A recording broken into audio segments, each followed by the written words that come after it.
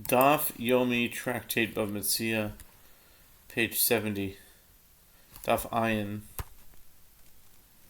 Amud Aleph, 70a, top of the page, with the words V'nahagu be Kufra. And the men of pitch, B'nei Kufra, in other words, sailors, are accustomed to paying rent at the time of pulling and paying for damage at the time of breakage. The Gemara asks, is that to say this matter depends on custom? Is there no halacha with regard to this issue? The Gemara answers, because the Braita taught this, it is an acceptable custom and therefore permitted. Rav Anan says that Shmuel says it is permitted to lend with interest money belonging to orphans.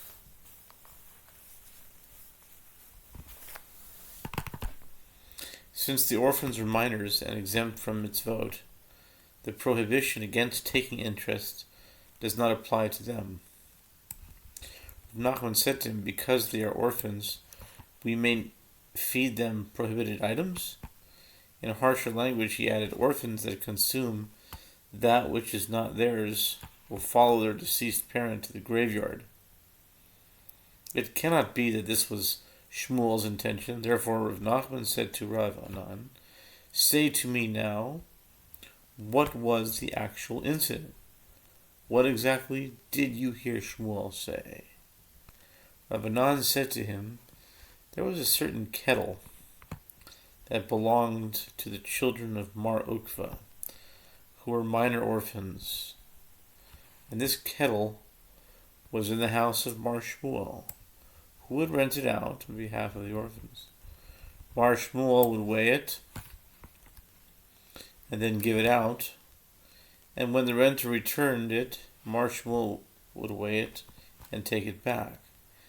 And he would take a rental fee for use of the kettle and would also take payment for depreciation of the kettle due to the reduction in the weight of the metal. In general, the halacha is that if he takes a rental fee, he should not take payment for depreciation. And if he takes payment for depreciation, this means the kettle was a loan. And therefore, he should not take a rental fee, as by taking both, it is interest. Nevertheless, Mar Shmuel did so with the kettle belonging to Mar Ukva's children, which means he rendered it permitted for the orphans to take interest.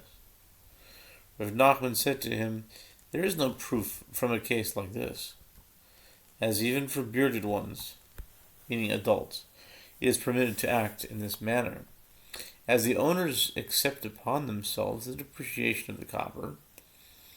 As the more the copper is burned, the more the value of the pot is diminished.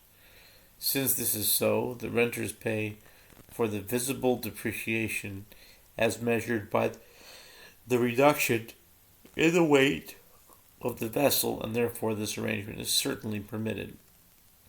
Rabbi Bar Shila says that Rav Chizda says, and some say that Rabbi Bar Yosef Bar Chama says, that Rav Sheshet says, it is permitted to lend the money of orphans to be invested in a business venture that is close to profit and far from loss. That is close to profit and far from loss. Since this is only a hint of interest, see 64b, the relevant prohibition is a matter of rabbinic law, and the sages rendered it permitted in the case of minor orphans in order that their inheritance be preserved for them. The sages taught, if there is a joint venture in which the conditions for the investor are close to profit and far from loss,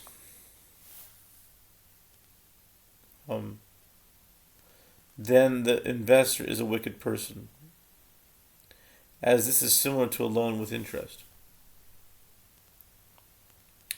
If the conditions for the investor are close to loss and far from profit, then he is a pious person, as he accepts additional restrictions upon himself in order to be absolutely sure he is not taking interest.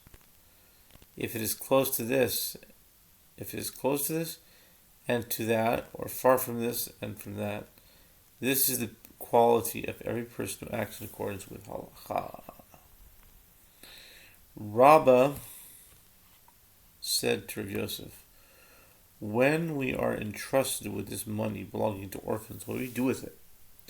What is the halachically appropriate way to manage these funds on behalf of the orphans so that they do not squander or lose their inheritance?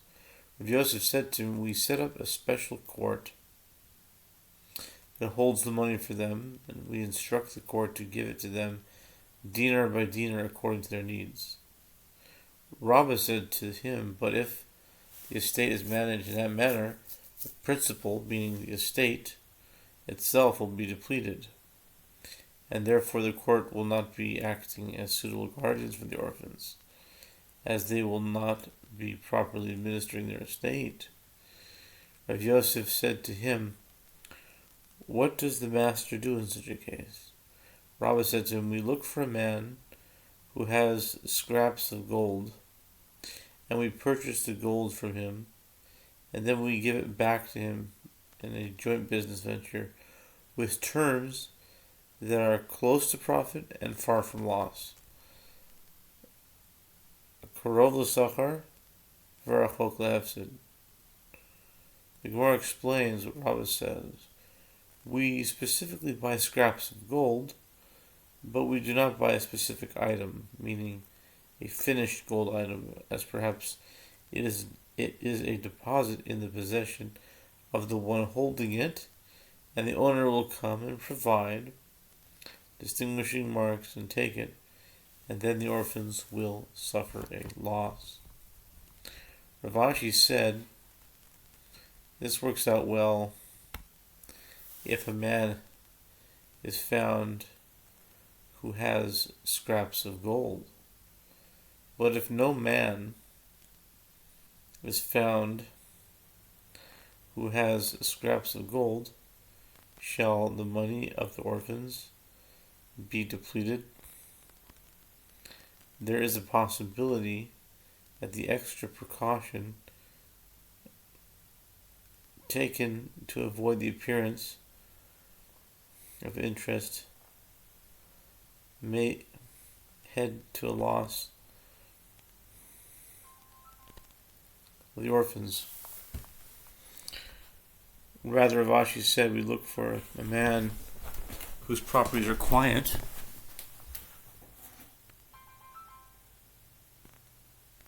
forget that.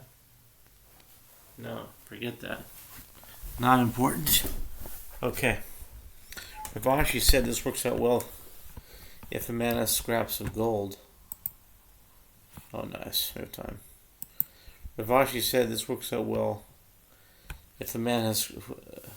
This works out well if a man is found who has scraps of gold, but if no man is found who has scraps of gold, tahava pericha.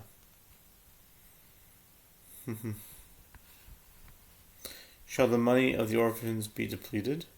There is a possibility that the extra precaution taken to avoid the appearance of interest may lead to a loss for the orphans.